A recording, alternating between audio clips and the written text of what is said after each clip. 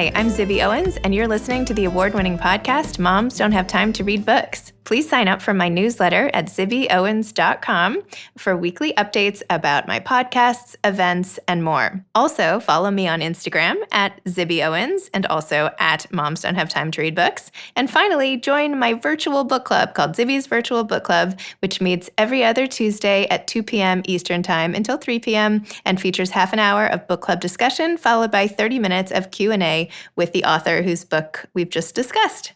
You can sign up on my website, zibbyowens.com, under the Virtual Book Club section, or even on Instagram under the link in my bio. I hope you'll find me in all these different channels and enjoy this podcast. Hi, I don't know if you guys know this or not, but I have an anthology coming out called Moms Don't Have Time To, a quarantine anthology. And it comes out on February 16th and has essays by 60 plus of the authors who have been on this podcast. So first of all, please pre-order this book. I think you will love it. I'm so excited about all the authors who are represented.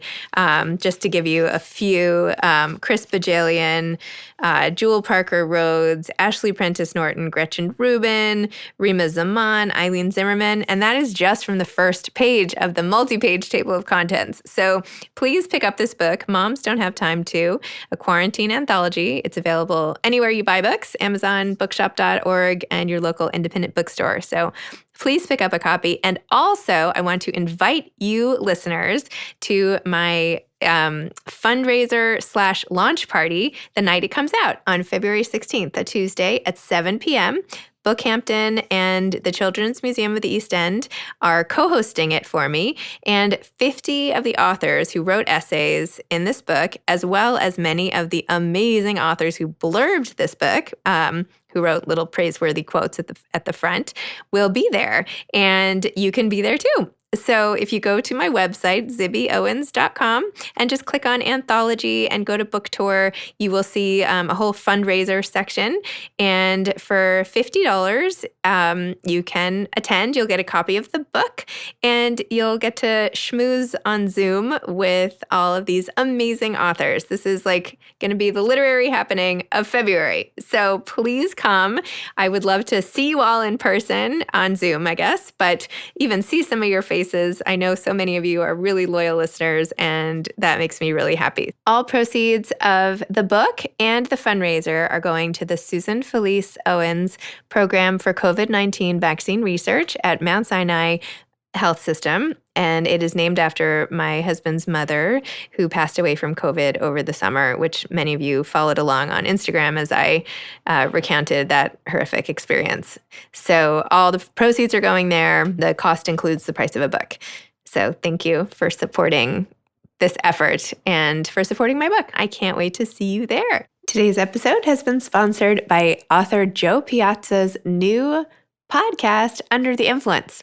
Under the Influence is a deep dive into the mom internet, a place haunted by aspirational marketing where it feels like every other mom is a social media influencer trying to sell you something, all while posed in white kitchens that never seem to get messy with toddlers and cloth diapers that never ever leak, a bastion of carefully curated lives that are #blessed. And behind this airbrushed perfection is money, so much money, billions and billions of dollars, a multi-billion-dollar industry we never talk about.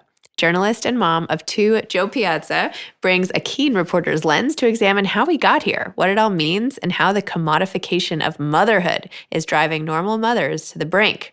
And through it all, she wonders if she should just join the ochre-hued ranks of the momstagrammers, if she too can make thousands of dollars off beautiful photos of bath time, frolicking in fields of purple flowers, and posing her newborn next to a beautiful latte.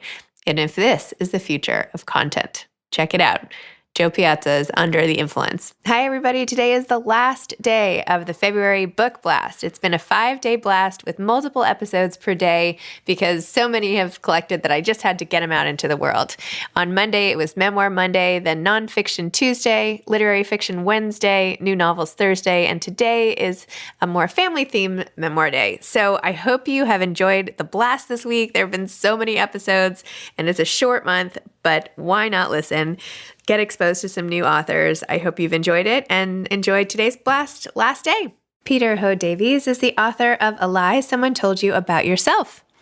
Peter's novel, The Fortunes, won the Anisfield Wolf Award and was a New York Times Notable Book of the Year. He's also the author of The Welsh Girl, longlisted for the Booker Prize, and a London Times bestseller, as well as 2 critically acclaimed collections of short stories. His fiction has appeared in Harper's, The Atlantic, The Paris Review, and Granta, and has been anthologized in Prize Stories, the O. Henry Awards, and Best American Short Stories. Welcome, Peter. Thank you so much for coming on Moms Don't Have Time to Read Books. It's a pleasure to be here. So we are talking about your beautiful book, A Lie Someone Told You About Yourself, which is fiction. Although when I was reading it, I was positive it was nonfiction, and I had to keep flipping back until I saw this tiny little novel word on the cover. Anyway, would you mind telling listeners what the book is about and what inspired you to write it? Sure, it is a novel, although certainly parts of it are true. I like to think the whole is fictional, even if parts sort of derive from real experience. And it's a novel about parenting, with some of the familiar trials and tribulations of that, but one that I hope starts from an unfamiliar place and maybe even defamiliarizes that experience, since it starts with an abortion. The couple involved at the center of the book, their first pregnancy is sort of interrupted by some pretty catastrophic prenatal test results.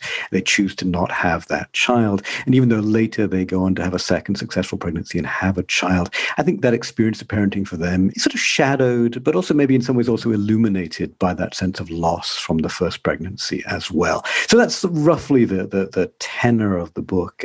It's interesting you mentioned that sense of, fiction, memoir, the kind of blurry line between those two things. And there is something of that going on in this space. I feel like I need to take the fifth in terms of explaining what's true and what's not, partly because, I think for most of us in our lived experience, memory itself is a kind of means of fiction. So if I look back on some of these experiences, I'm not quite sure where reality gives over to fiction in some ways along the way too. But I think in a way that uncertainty for the reader is in part intentional on my part, because I think what the characters go through, that the book is very much about the uncertainty of diagnosis, I think in many ways, that sense of, this might be 99% this way, but there's a small sliver of a chance that it might go in the other direction.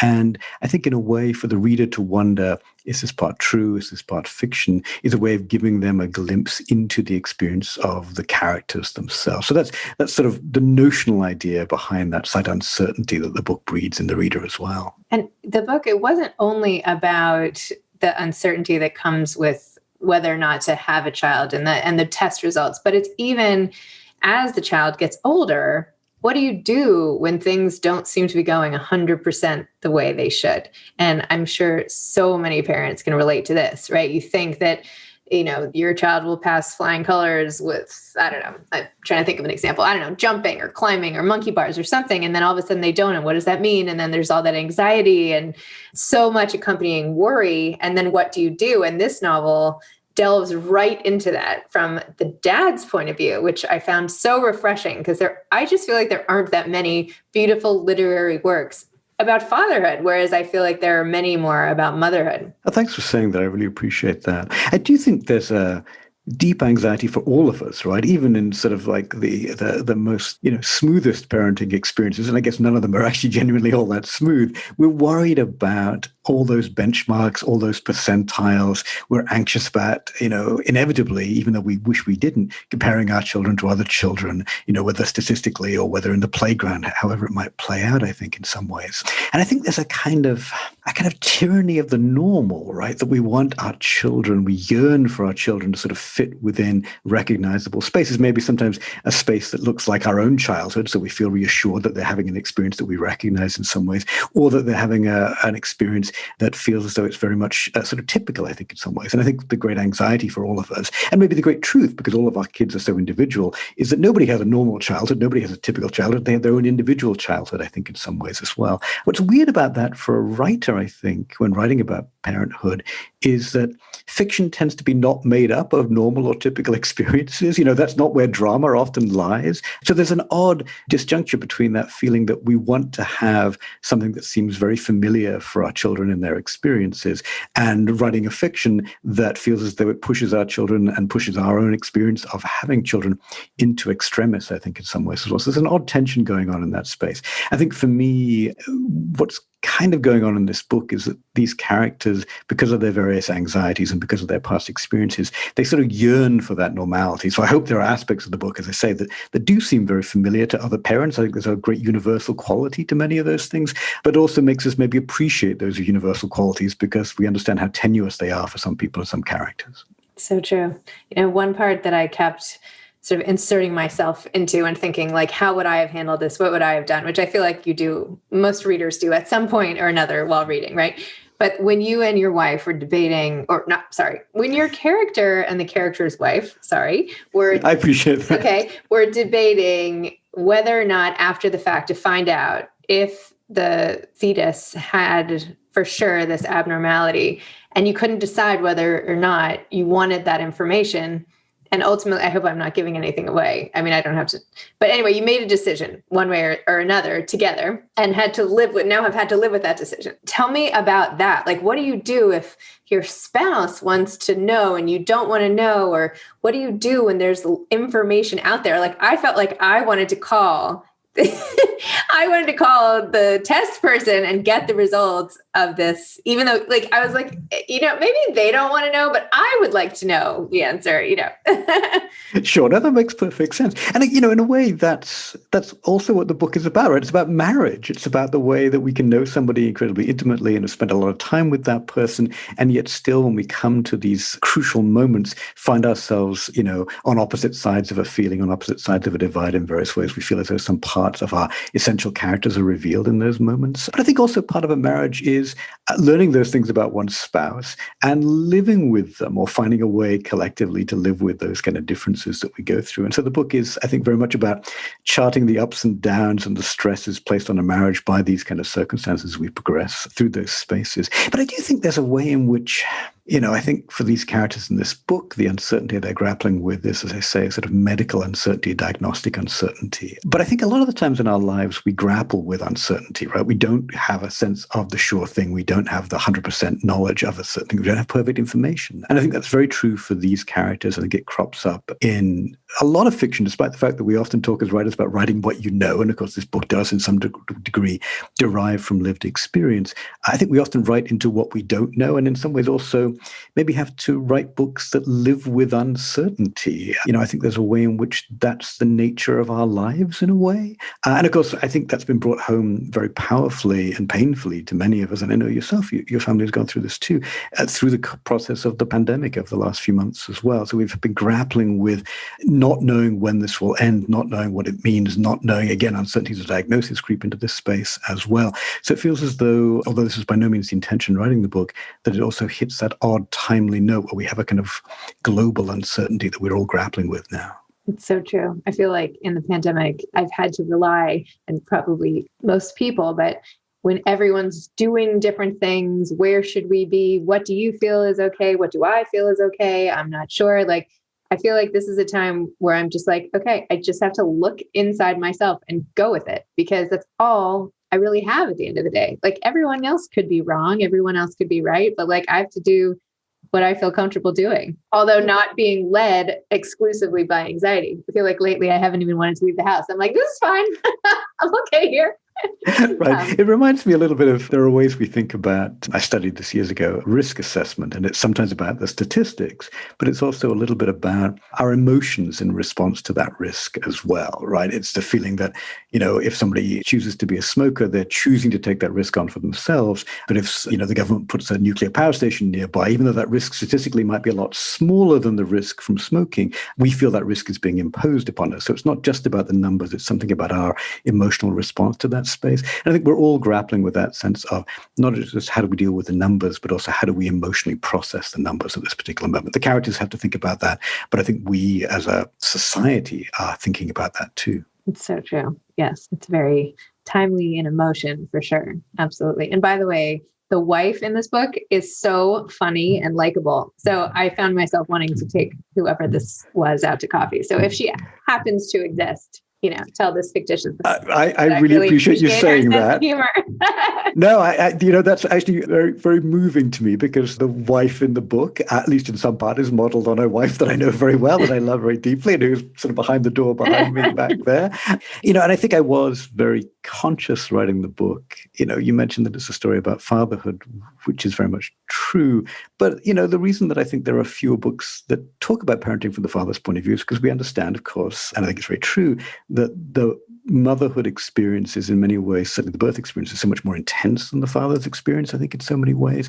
So I was sort of cautious and tentative a little bit, I think, in some ways, about trying to take on subjects like parenthood and certainly subjects like abortion from a male point of view. And I don't claim, of course, this is like a complete point of view, obviously. It's one of the ways that the book is structured is written in these sort of short fragments that also leave a lot of space between those sections. I think allows readers to read between the lines a little bit and sort of to think that this is not the whole story, of course, and that there's a story that the wife would tell in the novel, and maybe even the son would tell eventually in the book as well, that I can't claim to access, but I'm trying to leave some space for, so the readers might imagine what's going on with those characters in the background along the way as well, and maybe fill in the gaps. It feels like I'm a big believer in the way that the reader helps complete a book in some ways as well. So I'm hoping to leave some space in that territory.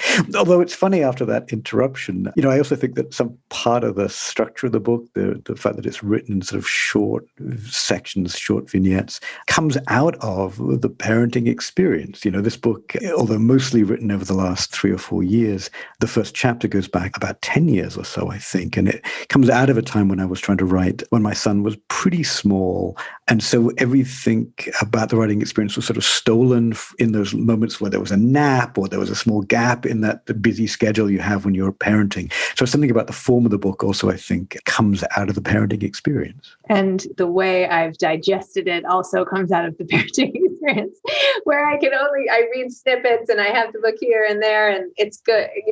I love all different types of books, but I'm also reading now a book with multiple, viewpoints where each chapter it shifts.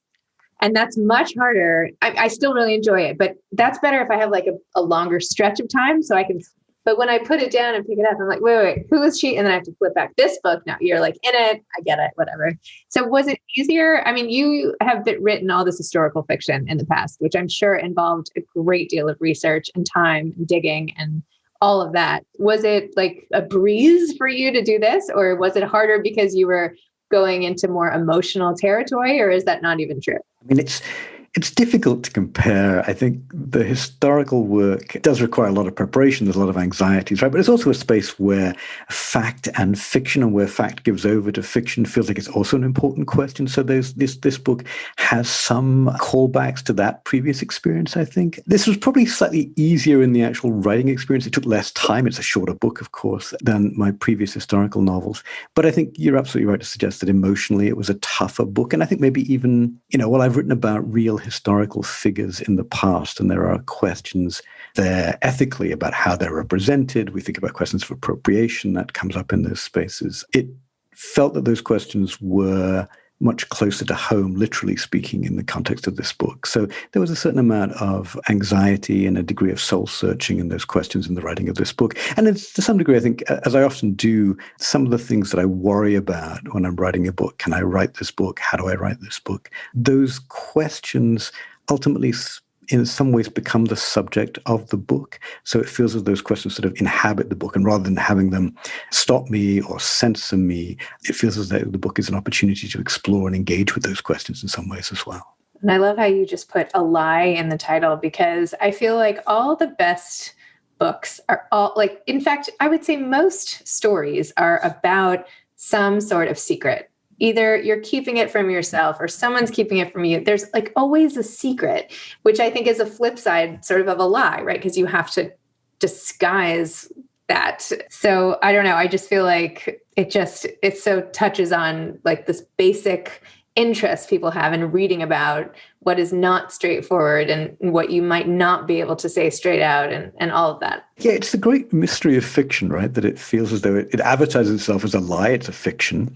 and invites us, I think, to think into, do I believe in this? What don't I believe in? Where might my suspension of disbelief begin or end in some ways as well? But I think it's also one of the great, we often talk about fiction as a kind of engine of empathy, which I think is true. And I buy into those ideas, the importance of that. But there's also a way in which I think the reading of fiction sharpens our sense of reality by engaging us with that sense of what might not be real, I think, in some ways as well. There's a strange way in which I think, and I thought about this particularly over the last 3 or 4 years, that the reading of fiction sort of sharpens our bullshit detector in a strange way, right? It feels as though it helps us figure out what's true and what's not, what to believe in or what not to believe in. So even as it plays with that sense of where the line lies, I think it also sharpens our feelings about reality as well. And how did you become a writer to begin with? Oh, it's weird. I mean, I know this comes a little bit out of the book, and the main character, he starts off as a physicist, and I started off as a physicist, but my physics career, such as it was, at least as an undergraduate, was entirely derailed by, I think, the first really serious writing I did. When I was younger, when I was a teenager, I wanted nothing more than to write science fiction. And if I'd been any good at it, I might still be doing that. But I wrote a story that was closer to home, more about my family. My grandmother was beginning to suffer with dementia, and it was a very difficult passage for the family to go through, and for me as well. And by writing about it in fiction, I found I'd untapped something emotionally that I hadn't been previously aware was there in the fiction. So I wrote a story about that. It went on to be the first story that I published, although not for many years later. But even when I wrote it, I think I sensed something of the power and the allure of fiction in doing that. So in a strange way, that story entirely derailed my physics career, I think.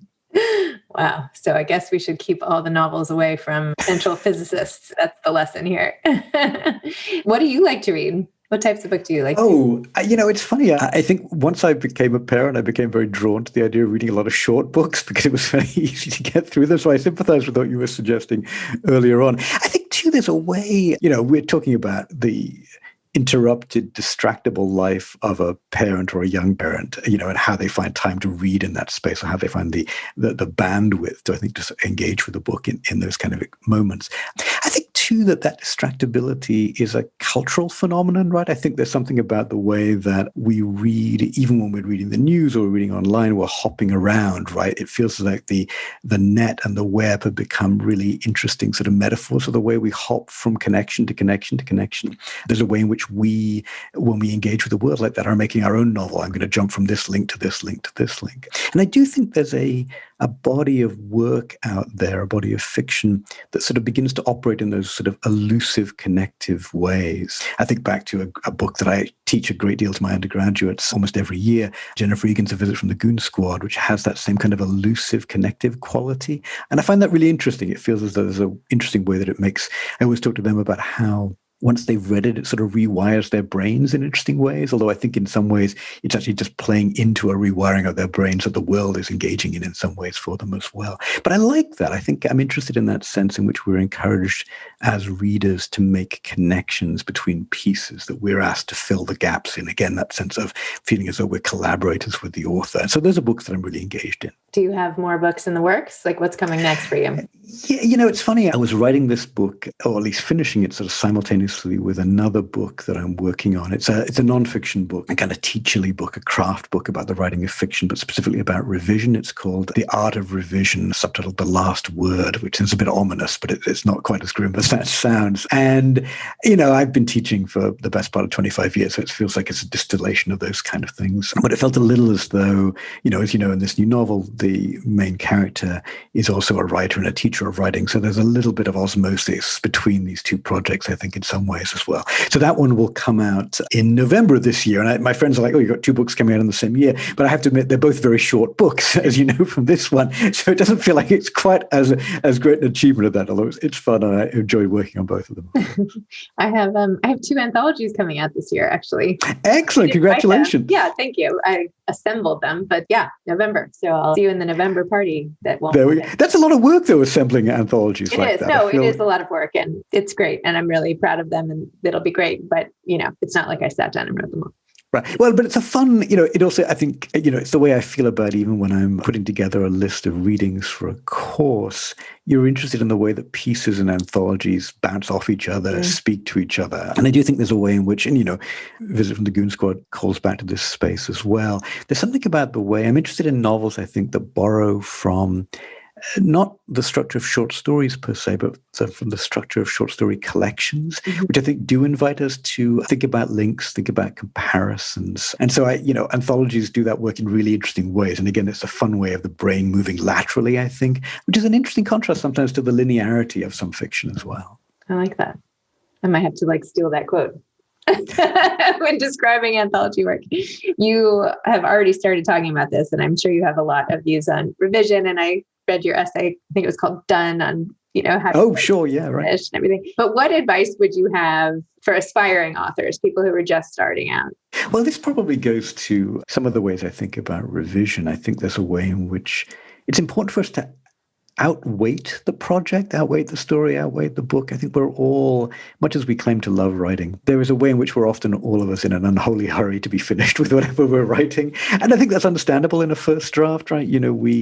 We sort of build that first draft.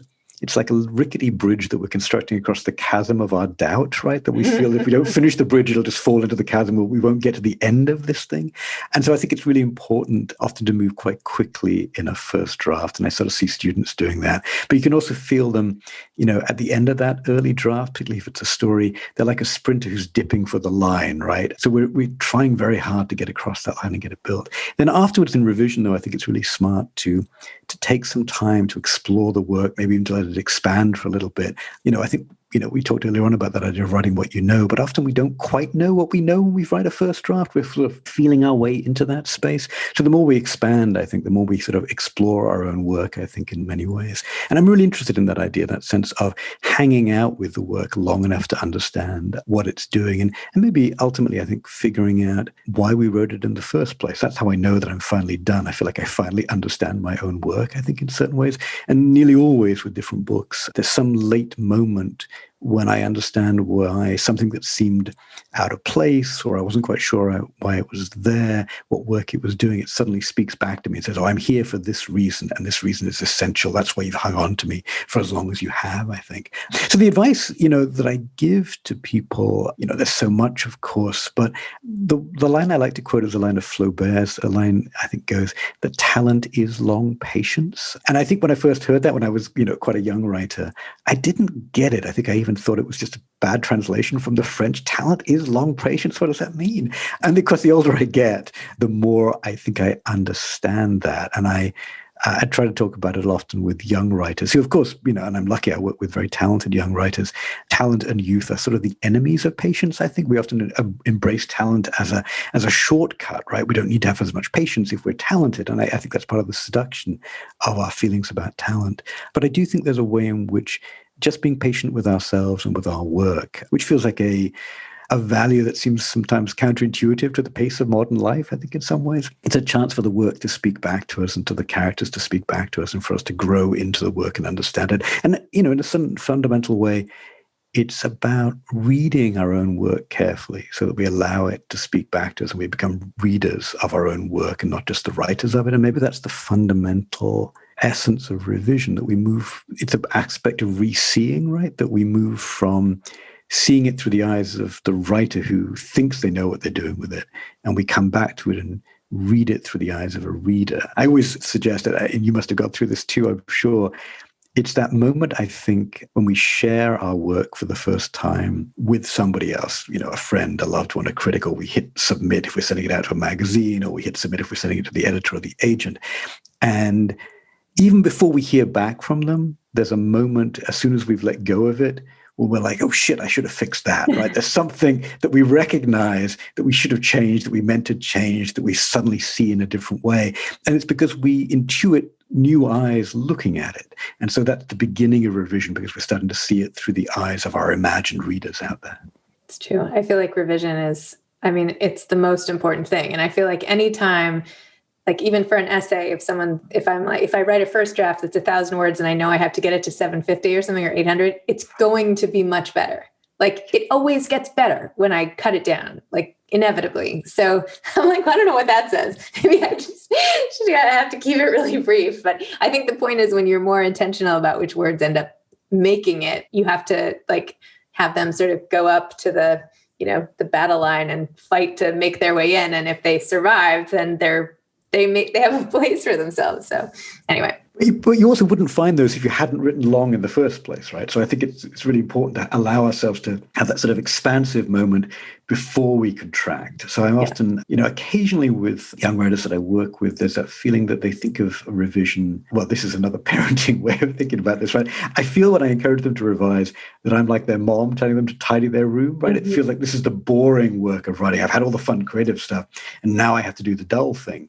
And I want to suggest to them that revision is also part of the creative process, right? It's an opportunity also for new discoveries to be made, new moments of creation to occur to them. And so I'm often encouraging them to take that piece, and I guess the way I put it is to allow it to breathe out, sometimes to get a little bit longer than it needs to, and then in a subsequent draft to cut it back, and so it breathes in. And that sense of the draft as this breathing, living thing feels like a kind of healthy way also to think about it. It's sort of like when I make sugar cookies with my kids, right? You need all that dough and you have to roll it all out. And then you put the cookie cutters in it. And nobody ever says, oh, I shouldn't have made all that dough. You had to make the dough to get the perfect cookie. That's a great idea. That's a really good description of that. And actually also really helpful to me, because I feel as though one of the struggles I have talking about revision sometimes with students is it can feel a little mysterious, right? Even that sense of I suddenly understood it was done or the character spoke back to me. These things seem a little mystical, I think, in some ways. So anything that sort of makes it seem more down to earth, I think makes it more tangible. So that's a great metaphor for that. I really like that idea of that. Well, you can use that metaphor as often as you like.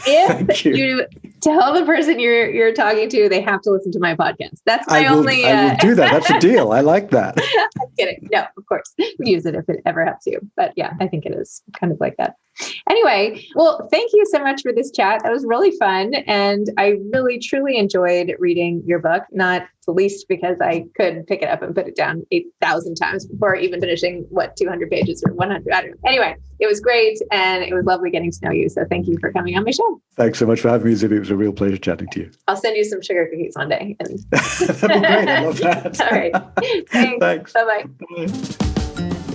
Today's podcast has been sponsored by Under the Influence, a new podcast by author Joe Piazza. And just a reminder again, please pre-order a copy of my book, Moms Don't Have Time To, a quarantine anthology, and go to my website under the anthology tab for the fundraiser. And I hope you'll buy a ticket and join me and I should have mentioned all proceeds go to COVID-19 research. So please join me for the fundraiser. Thanks so much. Thanks for listening to this episode of Moms Don't Have Time to Read Books. Don't forget to follow me on Instagram at Zibby Owens and at Moms Don't Have Time to Read Books. Also sign up for my newsletter at zibbyowens.com and sign up for my virtual book club and meet lots of authors on Zoom every other week. Thanks so much to Steve and Ryan at Texture Sound for the sound editing. And thank you to Morning Moon Productions for providing this fantastic intro and outro music.